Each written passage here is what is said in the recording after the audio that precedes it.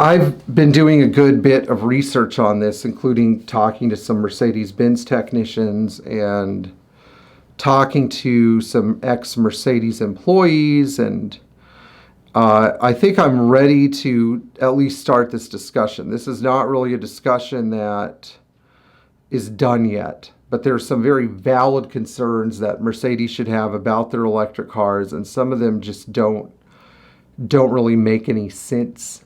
So the first thing that I learned recently that I found really, really interesting is that the new Mercedes electric SUV, I think it's called like the GLQ or something like that. Not sure. Can't remember. Too many names, too many letters. But their new full-size electric SUV with its battery pack weighs about 9,000 pounds.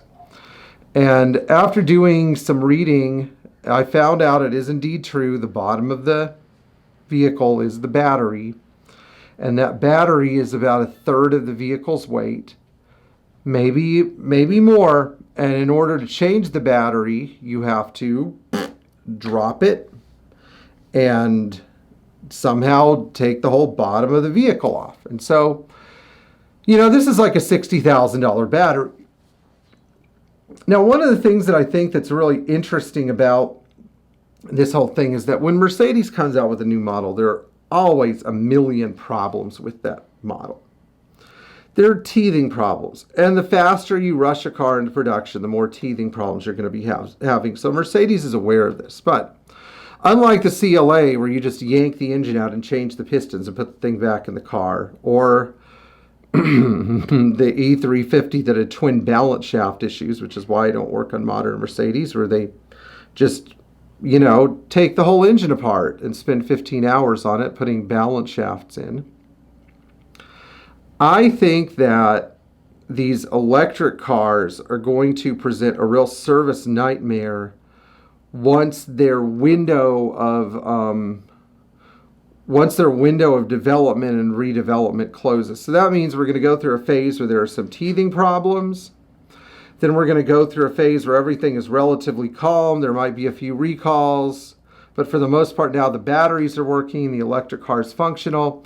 Then we get to the end of the proposed life cycle after 10 years, because Mercedes is really pushing a 10-year program now. Notice how if you go to a lot of Mercedes dealerships, if the car is over 10 years old, get out. We don't want you. Now, that does help the aftermarket, but I just don't know how many companies are going to be lining up to develop their own version of a $60,000 battery pack. Now, it's ostensible that the problems with a battery pack, because we don't really know what problems if it has, if any, don't apply to the whole pack. Often they apply to one small part that nobody has identified that needs to be fixed. But until that item is identified and resolved, whole battery pack. And remember, on modern cars, because these things are often plastic molded together, they're made as one piece, getting to a defective part on a battery pack is not going to be a straightforward process. It wouldn't be like getting to a timing chain sprocket on an M116 engine. It's more like you have to undo what a bunch of complicated machines did. Maybe cut a hole in it and glue a piece of the battery pack back on. I don't know. But the point is that when you have a car that is this complicated and you bring a bunch of them to market and they have some problems, those problems can really hold up sales a lot.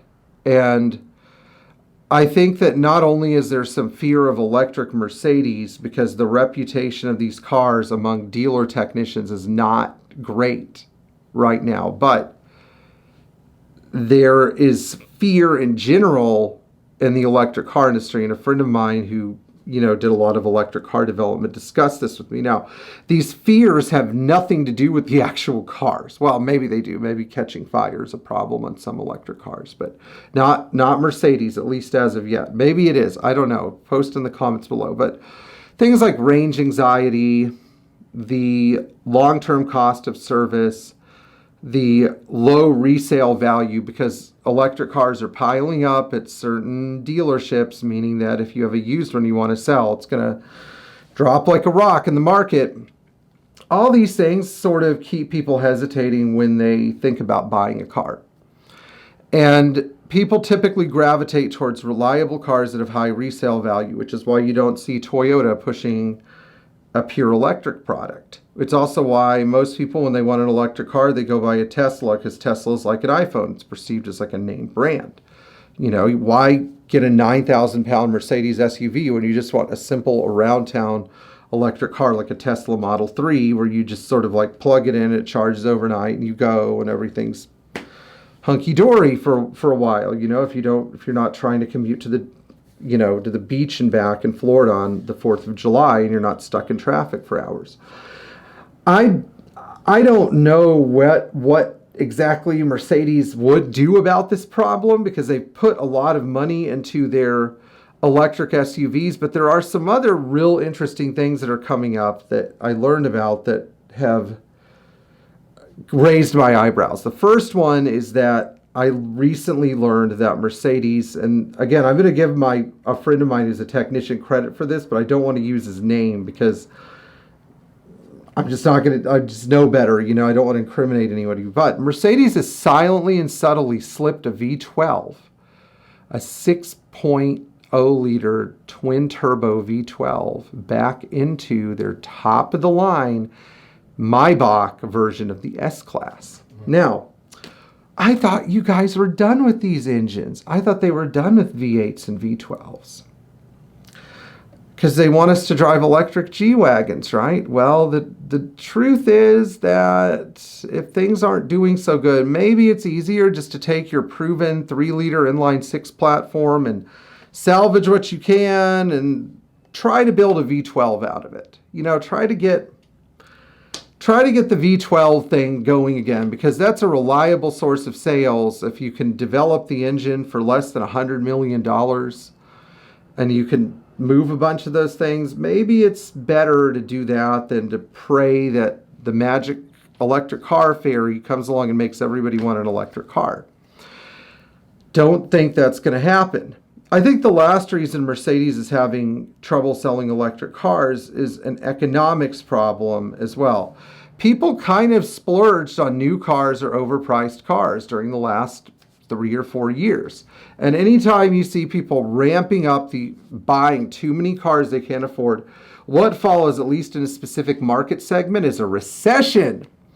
And there are recessions in different areas of the market. You can have a real estate recession. You can have a housing rental recession. You can have a new car recession. You can have a recession within the new car market or used car market. Often these types of recessions will eventually start to intertwine into one giant recession, but you'll see mini recessions first. So I remember in 2009 when they started coming up and using the cash for clunkers thing, it was to get dealerships out of recession, because so many of them were closing their doors or dumping for $1 the dealership and all its debts to anybody that would be stupid enough to take it over.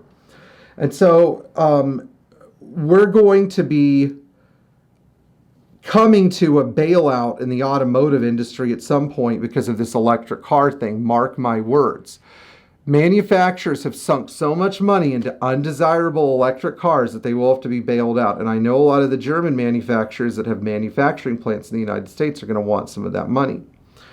They probably won't get it. But if Mercedes is smart, they'll stop trying to develop their electric car program and sink all their resources into it. And instead, they may want to start focusing on ducted diesel injection or diesel hybrids, which they're already running around with in Europe, which is a great idea, because if your hybrid powertrain fails, at least you have your diesel one.